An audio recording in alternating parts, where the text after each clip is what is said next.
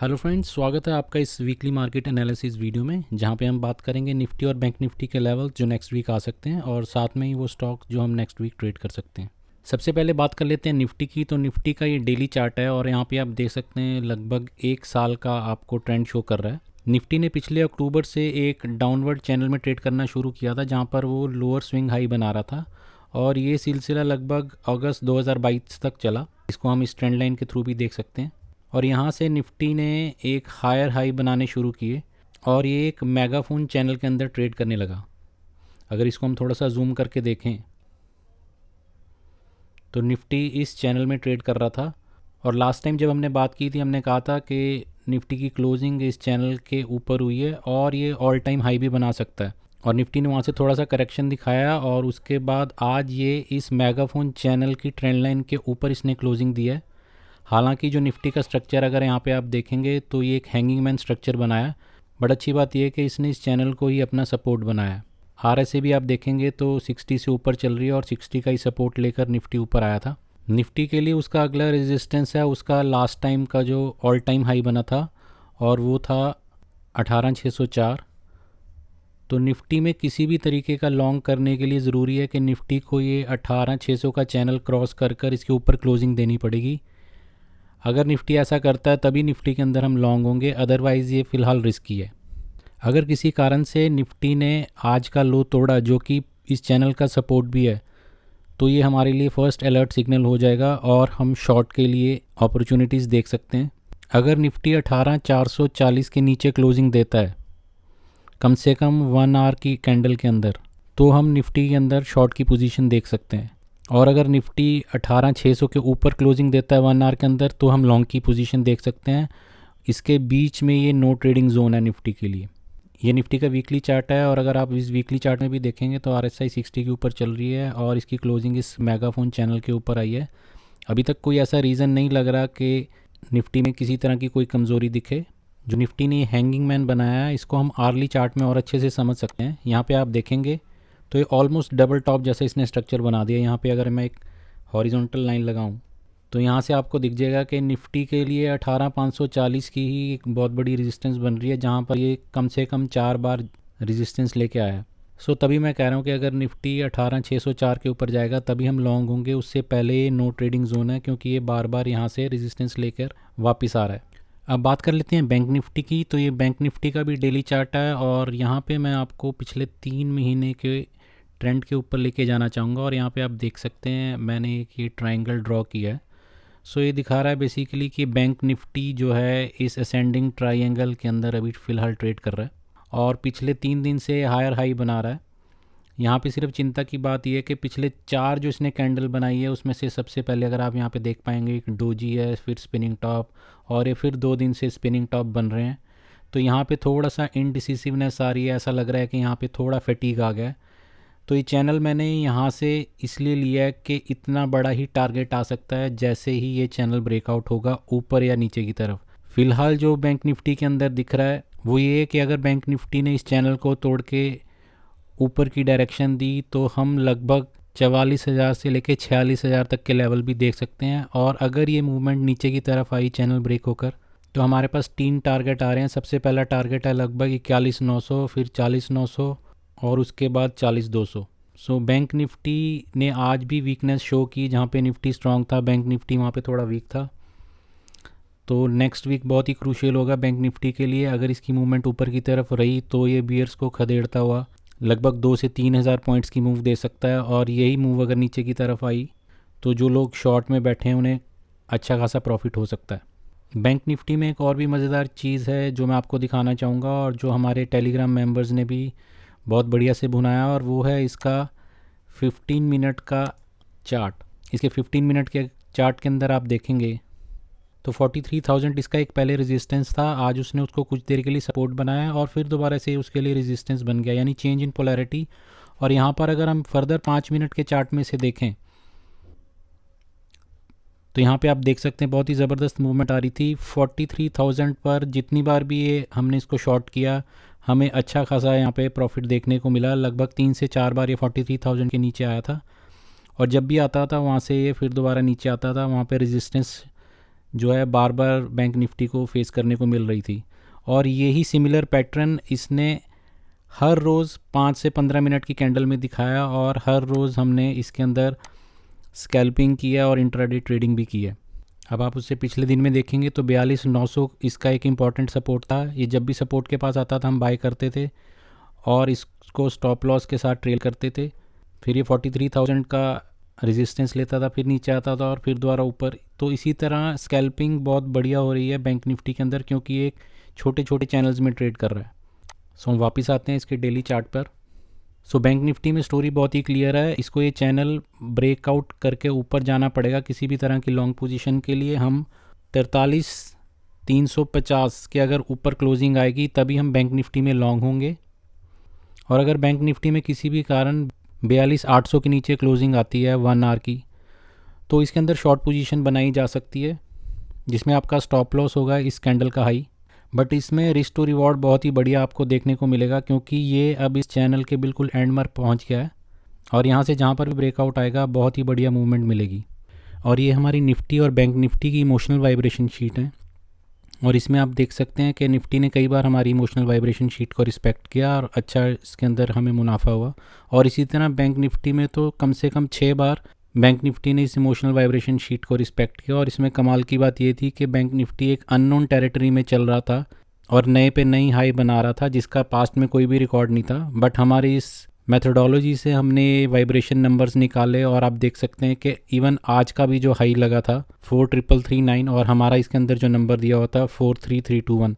और जैसे मैंने अपने पिछले वीडियो में बता रखा है कि निफ्टी के अंदर ±15 पॉइंट चलता है और बैंक निफ्टी के अंदर ±35 पॉइंट चलता है।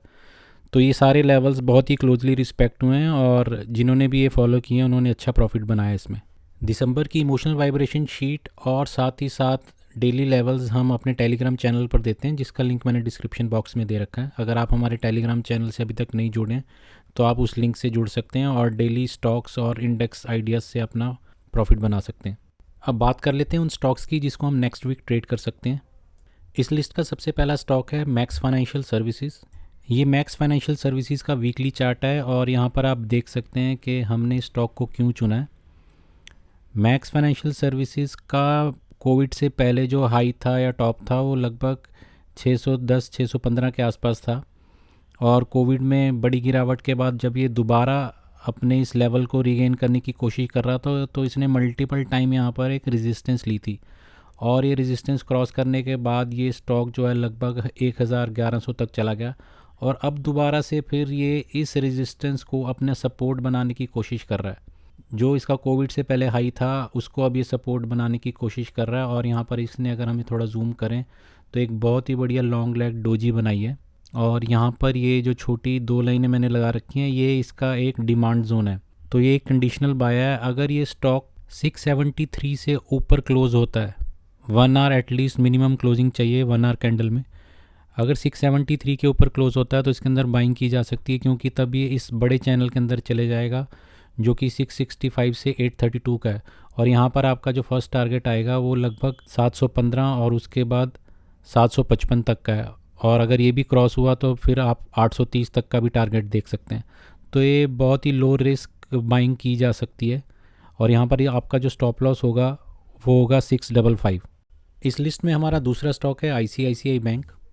ये ICICI बैंक का वीकली चार्ट है। यहाँ पे आप देख सकते हैं काफ़ी देर से अच्छे अप ट्रेंड में चल रहा है, RSI भी इसकी बढ़िया है। बट यहाँ पर अगर हम इसको थोड़ा जूम करके देखें तो इसमें एक छोटा सा इशू ये है कि 935 का लगभग 4 बार जो है रेजिस्टेंस ले चुका है पिछले 2 से 3 महीने के अंदर। और अगर इसको हम डेली चार्ट के अंदर देखें तो पिक्चर आपको थोड़ी और ज़्यादा क्लियर होगी। यहाँ पे आप देख सकते हैं यहाँ पे इसने रेजिस्टेंस लिया था सितंबर में, उसके बाद इसने कोशिश की थी अक्टूबर के अंदर और इसकी क्लोजिंग फिर जो है नीचे आई, फिर काफ़ी देर ये नीचे ट्रेड करता रहा और उसके बाद कल इसने इसके ऊपर क्लोजिंग दी थी। बट आज फिर से जो है यहाँ पे एक डार्क क्लाउड कवर बन गया है और क्लोजिंग जो है इस 935 के नीचे आई है, जो कि हमारे लिए फर्स्ट अलार्मिंग साइन है। सो अगर किसी कारण से स्टॉक 924 के नीचे आता है मिनिमम 1 आवर कैंडल के अंदर तो इसमें शॉर्ट किया जा सकता है, जहाँ पर आपका फर्स्ट टारगेट होगा 910 के आसपास और सेकंड टारगेट जो होगा आपका वो 895 के आसपास। और इसमें स्टॉप लॉस जो है बहुत ही सिंपल है, इस डेली कैंडल का जो हाई है वो आपका स्टॉप लॉस होगा। और RSI भी आप देख सकते हैं ये फेसिंग डाउन हो चुकी है, और अगर ये भी 60 के नीचे आती है तो काफ़ी मोमेंटम के साथ ये नीचे आ सकता है, और फिर इसको आप दोबारा इस चैनल के जो सपोर्ट के आसपास है यहाँ पर एक, अगर हमें ग्रीन कैंडल या बुलिश कैंडल दिखती है तो यहाँ पे हम दोबारा एंट्री कर सकते हैं, बट फिलहाल शॉर्टिंग के लिए एक अच्छा कैंडिडेट है। इस लिस्ट का हमारा तीसरा स्टॉक है डिवीज़ लैब। ये डिवीज़ लैब का वीकली चार्ट है, और यहाँ पे आप देख सकते हैं कि लगभग 1-1.25 साल पहले जहाँ पे ये ट्रेड कर रहा था, अब घूम फिर के फिर दोबारा उन्हीं लेवल्स पे आ गया। और यहाँ पे नोट करने वाली चीज़ है कि ये बहुत ही इंपॉर्टेंट लेवल है इसका 3000 का, जहाँ पे इसने पहले भी काफ़ी देर स्पेंड किया और उसके बाद अच्छा ब्रेकआउट देके अप ट्रेंड में गया, और अब ये डाउन ट्रेंड में फिर दोबारा से उन्हीं लेवल्स के आसपास सपोर्ट ले रहा है। और इसको अगर मैं थोड़ा सा जूम करके आपको दिखाऊं तो यहाँ पर ये जो इसने एक हैमर जैसा स्ट्रक्चर बनाया था, ये लेवल भी बहुत इंपॉर्टेंट है। एक छोटा सा जोन है डिमांड जोन, और यहाँ पे अगर मैं एक हॉरिजॉन्टल लाइन लगाता हूँ तो यहाँ पे आप देख सकते हैं कि इसने उसके आसपास ही, अगर मैं इसको जूम करके दिखाऊँ तो यहाँ पे इसने एक डोजी बनाई है, और आज जो है उसने यहाँ पर एक बुलिश कैंडल यहाँ पे दिखाई है। तो इसने फर्स्ट इंडिकेशंस दे दिए हैं रिवर्सल के, और यहाँ पर हम इसको डेली चार्ट में और अच्छे से समझ सकते हैं कि यहाँ पर इसने काफ़ी दिन जो है कंसोलिडेट किया है, और अब 40 की जो है RSI 40 के ऊपर निकल रही है, क्रॉस करके जाने की कोशिश कर रही है।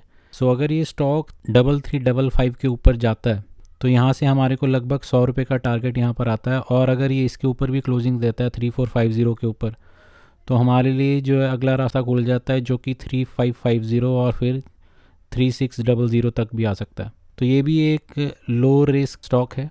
यहाँ पे आपका स्टॉप लॉस होगा 3290। हमारा चौथा स्टॉक भी एक फार्मा स्टॉक है जो कि है जाइडस लाइफ।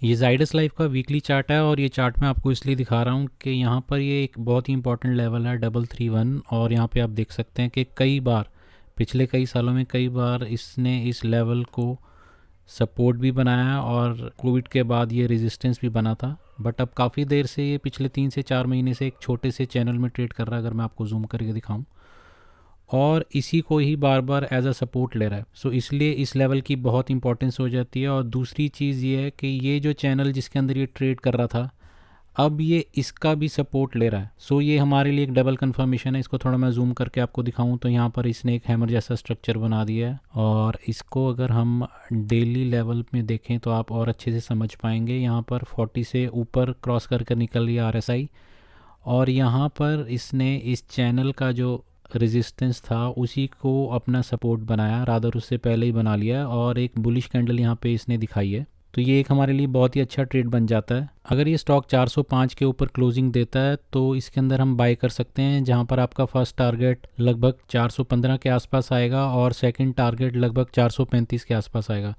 तो ये भी एक लो रिस्क ट्रेड है, जहाँ पर आपका स्टॉप लॉस होगा 390।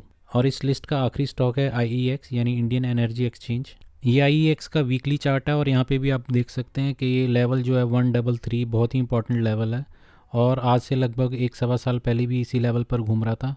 और इसको मैं थोड़ा सा अगर आपको जूम करके दिखाऊं तो पिछले कुछ हफ्ते से ये इसी छोटे से चैनल के अंदर घूम रहा था जो 133 से 150 के बीच में था, और आज जो इसने इसकी क्लोजिंग इस चैनल के रेजिस्टेंस के आसपास दी है, तो ये कंडीशनल बाय है। अगर ये स्टॉक 154 के ऊपर क्लोजिंग देता है मिनिमम 1 आवर कैंडल के अंदर, तो इसके अंदर बाइंग की जा सकती है, जहाँ पर आपका जो फर्स्ट टारगेट आएगा वो लगभग 165 के आसपास होगा, और जो आपका सेकंड टारगेट आएगा वो लगभग 185 के आसपास होगा। तो ये भी एक लो रिस्क ट्रेड है, जहाँ पर आपका स्टॉप लॉस होगा 145। और यहाँ पे आप देख सकते हैं RSI भी जो है ये 40 को क्रॉस कर ऊपर की तरफ निकल रही है। तो ये अच्छे मोमेंटम के साथ जो है आपको इसके अंदर प्रॉफिट मिल सकता है अगर ये स्टॉक 154 के ऊपर क्लोजिंग देता है तो। और यहाँ पे आप इसका confirmation I think daily chart में भी देख सकते हैं। डेली चार्ट के अंदर ये जैसे ही क्रॉस करेगा 154 के ऊपर तो ये नेक्स्ट चैनल में एंटर कर जाएगा, और यहाँ पर आपकी RSI भी 60 के ऊपर होगी। तो ये अच्छे मोमेंटम के साथ आपको इसके अंदर प्रॉफिट मिल सकता है। तो दोस्तों ये था आज का वीडियो। अगर आपको वीडियो पसंद आया तो please like share and subscribe. Comment section में ज़रूर बताएं कि आपको वीडियो कैसा लगा। जल्दी मिलते हैं एक और नए और इंटरेस्टिंग वीडियो के साथ। Thank you.